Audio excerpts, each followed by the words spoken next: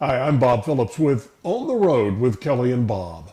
Almost every town square we visit has a courthouse with a big clock tower looming over the trees. And if you pay attention, well, you'll notice that almost none of them show the exact same time. One might be 5 minutes fast, another 10 minutes slow.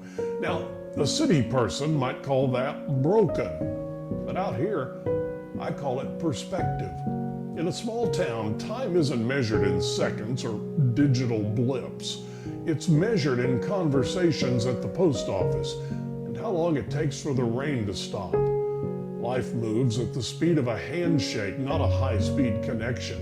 We're so obsessed with being on time that we forget to be in the moment. Maybe those clocks have it right. Time is relative when you're among friends. I'm Bob Phillips, and that's the unpaved truth.